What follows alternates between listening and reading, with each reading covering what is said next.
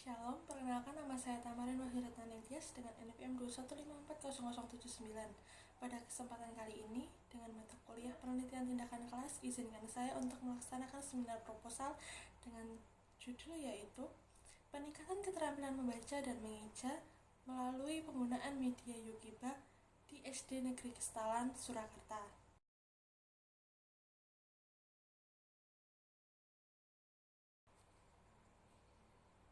Yang pertama, saya akan membahas tentang bab 1. Pada poin A ada latar belakang, di mana latar belakang dari judul saya, keterampilan membaca dan mengeja sangatlah penting bagi anak. Keterampilan membaca juga adalah suatu fondasi penting bagi anak di semua mata pelajaran di sekolahan. Tidak hanya mengenalkan kata, tetapi huruf, konsonan, bahkan pelafalan setiap bunyi dari setiap huruf itu juga sangatlah penting. Menurut Gonzales, Fry et al. 2002 mengemukakan bahwa keterampilan membaca merupakan suatu cara yang digunakan oleh peserta didik untuk mengucapkan kata-kata dan kalimat agar peserta didik dapat memahami pesan yang terdapat dalam bacaan tersebut. Saat saya melaksanakan observasi, yaitu di SD Negeri Kestalan dengan salah satu guru wali kelas, beliau menyebutkan bahwa peserta didik di SD Negeri Kestalan bahkan di kelas tinggi pun masih mengalami kesulitan dalam membaca dan mengeja. Maka dari itu, saya akan memperkenalkan media baru, yaitu media Yukiba, yang mungkin dari kita sudah ada yang mendengar bahwa media itu adalah media dari aplikasi Android yang mengenalkan huruf, konsonan, pelafalan bunyi, kata, bahkan kalimat, dan ada gambarnya, dimana itu akan menarik motivasi siswa agar mereka terus ingin belajar, literasi mereka meningkat dengan signifikan. Guru wali kelas tersebut juga mengatakan bahwa di sekolah juga masih kekurangan dalam penerapan media, dan faktor-faktor penyebab tersebut bukan hanya dari guru tetapi juga dari peserta didik sendiri yang kurang fokus atau kurang nyaman dalam belajar dengan suasana belajar yang mungkin kurang menyenangkan atau interaktif. Selain itu juga ada faktor dari orang tua, di mana orang tua terlalu membebaskan anak di rumah untuk bermain gadget dan hanya bermain tanpa literasi, dan itu adalah penyalahgunaan teknologi pada masa kini, dan orang tua kurang mengawasi pembelajaran anak-anak. Selanjutnya pada poin B, identifikasi masalah. Identifikasi masalah dalam judul saya yang pertama adalah peserta didik yang belum bisa membedakan huruf konsonan, yaitu contohnya dalam huruf B dan D mereka belum bisa membedakan, atau dalam cara mereka mengeja, cara mereka membaca itu masih ada yang belum lancar atau tertukar. Yang kedua adalah peserta didik belum lancar membaca ataupun mengeja. Yang ketiga adalah kurangnya pemanfaatan media yang diberikan guru kepada peserta didik. Yang keempat, kurangnya suasana belajar yang aktif, menyenangkan, interaktif bagi peserta didik. Selanjutnya pada poin C, yaitu pembatasan masalah. Pembatasan masalah ini berfungsi untuk memastikan bahwa penelitian yang saya lakukan secara terarah dan sistematis untuk menghasilkan hasil penelitian yang relevan dan bermanfaat bagi semua kalangan. Penelitian ini berfokus pada efektivitas media Yukiba, keterampilan membaca dan mengeja peserta didik di SD Negeri Kestalan Surakarta, dan penelitian ini kurang lebih dilaksanakan secara 6 bulan. Lalu yang selanjutnya pada poin D, yaitu rumusan masalah. Rumusan masalah saya ada dua, yaitu yang pertama, bagaimana kemampuan membaca dan mengeja pada peserta didik. Yang kedua, bagaimana penggunaan media Yukiba dapat meningkatkan minat baca atau minat literasi peserta didik di SD Negeri Kestalan Surakarta. Selanjutnya pada poin E, yaitu tujuan penelitian. Tujuan penelitian saya pada judul ini ada dua, yaitu yang pertama, untuk meningkatkan keterampilan membaca dan mengeja pada peserta didik. Yang kedua, untuk melihat efektivitas media pembelajaran Yukiba dalam mengatasi permasalahan yang ada di SD Negeri Kestalan Surakarta. Yang terakhir pada bab 1 ini adalah ada manfaat penelitian.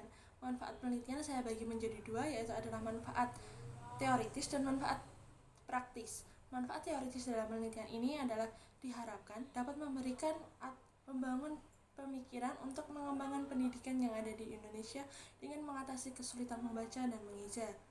Lalu manfaat secara praktis saya golongkan menjadi 3. Yang pertama adalah bagi peserta didik.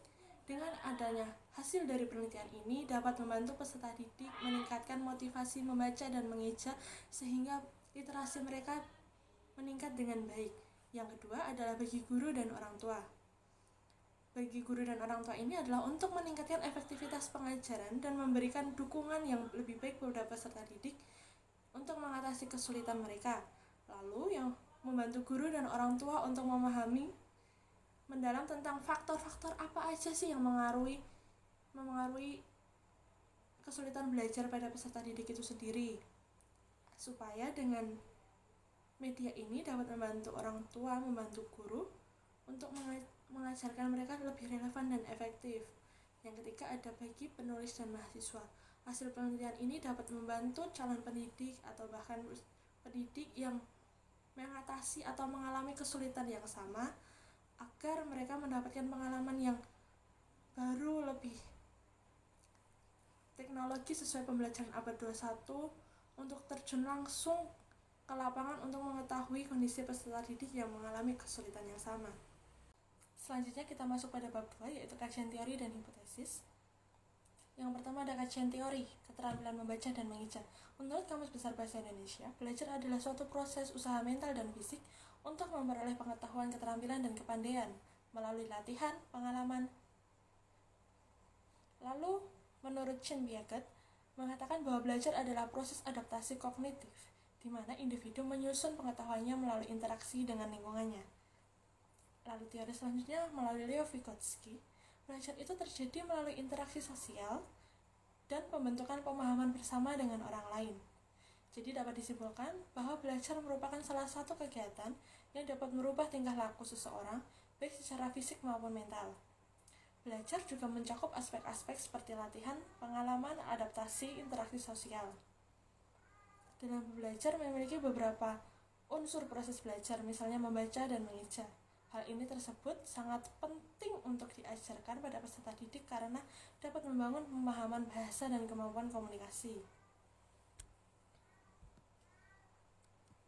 Belajar membaca merupakan suatu proses di mana seseorang memperoleh kemampuan untuk mengenali dan memahami tulisan ataupun simbol-simbol yang mempresentasikan suara atau kata.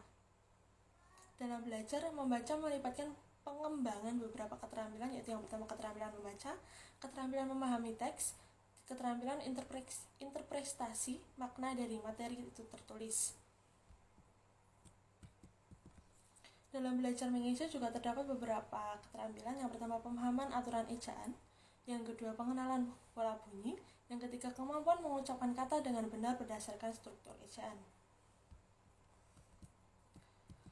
Belajar membaca dan mengeja memiliki peran penting dalam perkembangan bahasa dan literasi peserta didik. Fungsi utamanya melibatkan komunikasi, lalu pemahaman, pendidikan, pengembangan kuantitatif, pemberdayaan pribadi, keterampilan hidup. Lalu ada faktor-faktor yang memengaruhi kesulitan membaca dan mengeja. Seperti yang terdapat pada latar belakang saya, faktor-faktor yang menjadi penyebab peserta didik kesulitan membaca. Yang pertama adanya masalah dalam kesehatan fisik seperti gangguan penglihatan maupun pendengaran. Lalu kurangnya konsentrasi peserta didik dalam belajar dan kurangnya minat motivasi mereka dalam literasi. Yang ketiga serta adanya dukungan dari keluarga. Lalu hambatan membaca permulaan adalah suatu kondisi yang memengaruhi peserta didik untuk tidak bisa mencapai hasil yang diharapkan.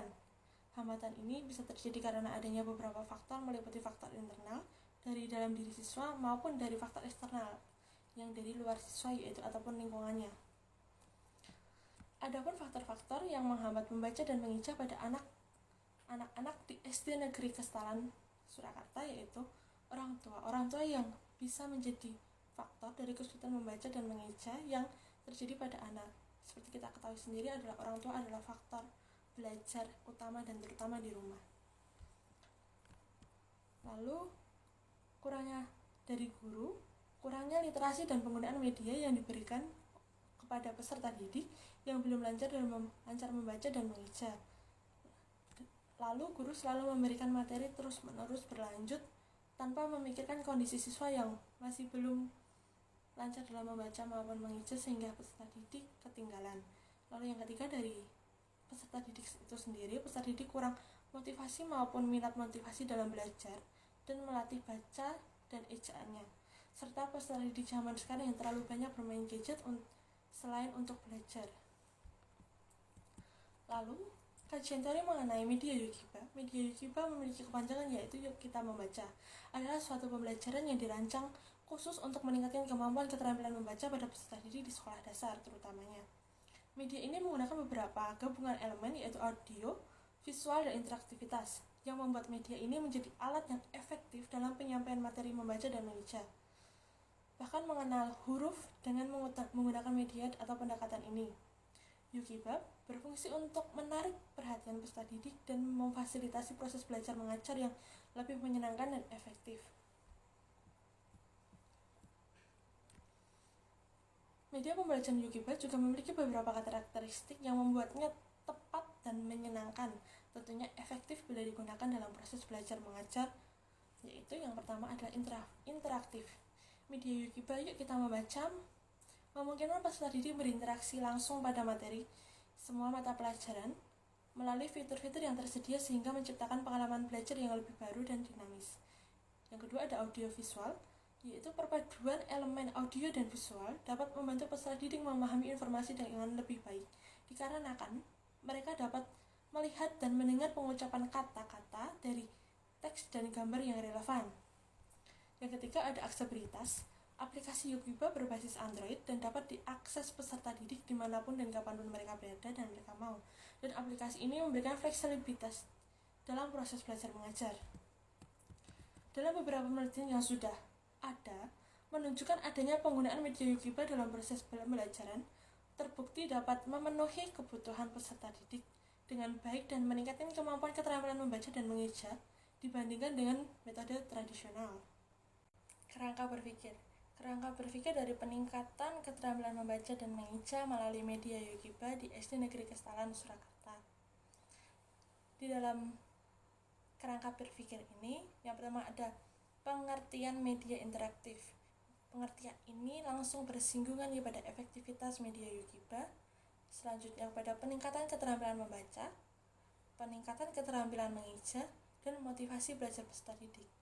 5 elemen ini tidak dapat dipisahkan satu sama lain karena saling melengkapi, di mana jika peningkatan keterampilan membaca ini tidak ada motivasi dari belajar peserta didik, tidak ada motivasi yang muncul, maka mereka juga tidak akan bisa membaca seterusnya karena dalam diri mereka sendiri tidak merasa ingin dalam belajar membaca dan mengeja.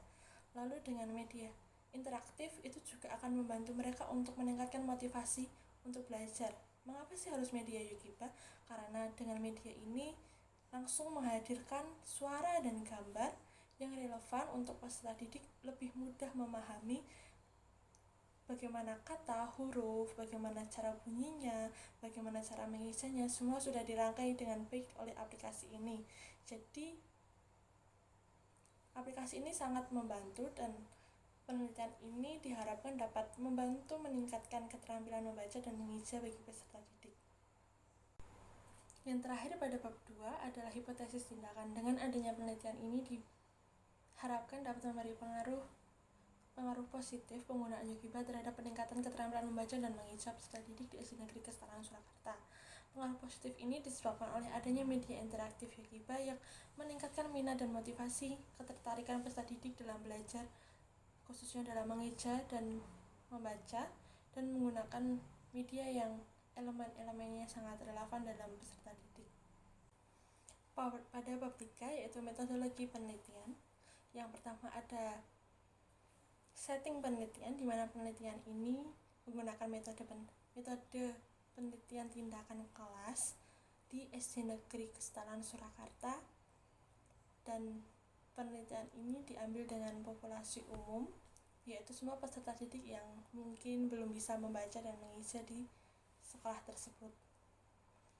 Subjek dari penelitian ini yaitu seluruh peserta didik yang mengalami kesulitan, baik dari kelas 1 sampai pun kelas 6 nanti dikelompokkan mana yang tidak bisa mengeja, mana yang belum bisa membaca, atau bahkan belum bisa membedakan huruf. Lalu pada objeknya diambil dari media Yogiba untuk meningkatkan keterampilan membaca dan mengeja peserta didik.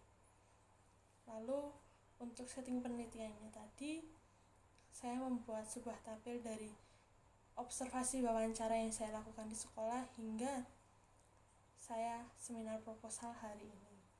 Selanjutnya ada data dan sumber data. Data yang diambil dari sumber informasi yaitu wawancara dan observasi guru kelas menunjukkan bahwa adanya permasalahan pada peserta didik, khususnya dalam belajar membaca dan mengeja. Lalu teknik dan alat pengumpulan datanya, yang pertama ada teknik observasi, di mana alat pengumpulan datanya yaitu lembar observasi kisi-kisi observasi yaitu sebuah pertanyaan. Yang kedua ada wawancara, yaitu dengan panduan wawancara pertanyaan terbuka terhadap narasumber. Yang ketiga ada teknik kuesioner, yaitu kuesioner pertanyaan pilihan ganda kepada peserta didik. Yang keempat ada tes, yaitu dengan butir soal tes membaca dan mengeja yang dengan pretest dan post-test. Yang terakhir ada teknik dokumentasi, dengan dokumentasi yaitu foto, video, dokumen arsip, bahkan catatan penilaian. Selanjutnya ada validasi data, di mana validasi data dalam penelitian tindakan kelas mempunyai fungsi untuk memastikan keabsahan data yang dikumpulkan selama penelitian. Berikut adalah beberapa langkah dalam validasi data yang digunakan untuk penelitian dengan judul peningkatan keterampilan membaca dan mengeja melalui penggunaan media Yogiba di SD Negeri Kesatuan Surakarta. Yang pertama ada validasi self-validation dengan melakukan introfleksi kritis, di mana penulis melakukan refleksi terhadap proses dan hasil penelitian, memanfaatkan bahwa tindakan yang diambil sesuai dengan tujuan di awal. Yaitu yang kedua ada validasi peer validation dengan diskusi pada teman dan guru-guru yang lain agar mendapatkan masukan, saran mengenai laporan penelitian dengan mengajukan pertanyaan. Lalu ada validasi linear validation, yaitu dengan mengumpulkan umpan balik dari peserta didik tentang pengalaman mereka menggunakan Yogiba.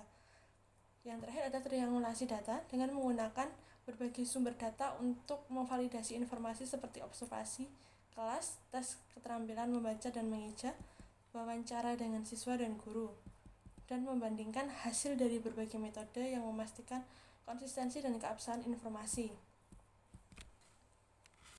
Yaitu selanjutnya ada analisis data, di mana analisis data dalam penelitian ini bertujuan untuk mengevaluasi efektivitas penggunaan media Yogiba dalam meningkatkan keterampilan membaca dan mengeja siswa kelas di SD Negeri Kesatuan Surakarta. Data yang diambil ada data kualitatif dan kuantitatif. Untuk data kualitatif diperoleh dari observasi selama proses pembelajaran dengan catatan lapangan dan wawancara dengan peserta didik maupun guru. Data ini mencakup aktivitas, respon, dan suasana kelas, interaksi peserta didik saat pembelajaran dengan media Yogiba. Lalu selanjutnya ada prosedur dari analisis data kualitatif menggunakan pendekatan deskriptif, naratif untuk mendeskripsikan hasil observasi dan wawancara. Yang kedua ada data kuantitatif yang diperoleh dari tes, pretest, dan post-test sebelum keterampilan membaca dan mengeja menggunakan treatment eksperimen penggunaan media Yogiba. Data ini mencakup skor tes, membaca dan mengeja, persentase ketuntasan belajar peserta didik. Prosedur dari analisis data ini yaitu yang pertama menghitung rata-rata min dari skor tes keterampilan membaca dan mengeja sebelum adanya eksperimen dan sesudah eksperimen dengan menggunakan rumus min jumlah siswa dibagi dengan jumlah siswa, jumlah skor dibagi dengan jumlah siswa. Yang kedua, menghitung persentase ketuntasan belajar peserta didik dengan rumus P sama dengan F per N dikali 100%, dengan keterangan F adalah jumlah siswa yang mencapai KKM, N adalah total semua jumlah peserta didik. Yang terakhir yaitu membandingkan hasil tes sebelum dan sesudah intervensi untuk melihat peningkatan yang signifikan. Terakhir pada bab 3 ada prosedur tindakan, di mana yang pertama ada identifikasi dan perumusan masalah, melakukan observasi awal untuk mengidentifikasi masalah dalam keterampilan membaca dan mengeja pada peserta didik, merumuskan masalah yang akan ditangani seperti bagaimana penggunaan media Yogiba dapat meningkatkan keterampilan membaca dan mengeja peserta didik di SD Negeri Kesatuan. Perencanaan, yang pertama ada perencanaan, yaitu rencana aksi dengan menyusun rencana yang mencakup penggunaan media Yogiba. Ada pengembangan instrumen dengan membuat instrumen penilaian untuk mengukur keterampilan membaca dan mengeja peserta didik. Ada menyusun modul ajar, membuat modul ajar yang mencakup langkah-langkah penggunaan media Yugiba. Yang terakhir, penerapan media, pengumpulan dan mempersiapkan media Yugiba yang akan digunakan dalam pembelajaran. Tahap yang ketiga ada pelaksanaan tindakan pada siklus pertama. Pertemuan pertama, kegiatan awal persepsi, tanya jawab dan menjelaskan tujuan pembelajaran. Kegiatan inti menggunakan media Yugiba untuk memperkenalkan materi membaca dan mengeja, melibatkan siswa dalam aktivitas interaktif. Yang terakhir ada kegiatan evaluasi hasil belajar peserta didik dan memberikan umpan balik. Yang pertemuan kedua, mengulangi kegiatan dengan materi yang lebih kompleks menggunakan media Yugiba, mendorong siswa untuk berkolaborasi dalam kelompok kecil untuk mendiskusikan pembelajaran. Yang keempat ada observasi, melakukan pengamatan selama proses pembelajaran untuk mencapai keaktifan peserta didik, interaksi dan pemahaman mereka terhadap materi, menggunakan lembar observasi untuk menilai keterlibatan dan motivasi siswa selama pembelajaran dengan media Yugiba. Yang kelima, refleksi, menganalisis hasil observasi dan data tes keterampilan membaca serta mengeja siswa, mengadakan diskusi dengan guru dan rekan kerja sejawat untuk mengevaluasi efektivitas penggunaan media Yugiba, merumuskan perbaikan yang diperlukan untuk siklus berikutnya. Siklus kedua, mengulangi langkah-langkah di atas dengan perbaikan berdasarkan refleksi diri dan siklus pertama, memperkenalkan variasi aktivitas penggunaan media Yugiba untuk meningkatkan keterlibatan peserta didik lebih lanjut. Yang keenam, pengolahan data, mengumpulkan data kuantitatif dari tes keterampilan membaca dan mengeja sebelum dan sesudah penggunaan media Yugiba, menganalisis data kuantitatif dari observasi dan refleksi untuk mendapatkan gambaran menyeluruh tentang peningkatan keterampilan siswa. Yang terakhir adalah pelaporan hasil, menyusun laporan hasil penelitian yang mencakup latar belakang, metode, hasil analisis data, kesimpulan dan rekomendasi untuk praktik pengajaran di masa depan. Dengan mengikuti prosedur tindakan ini secara sistematis, diharapkan penelitian dapat memberikan hasil yang signifikan dalam meningkatkan keterampilan membaca dan mengeja siswa melalui media Yugiba di SD Negeri Kestalan, Surakarta.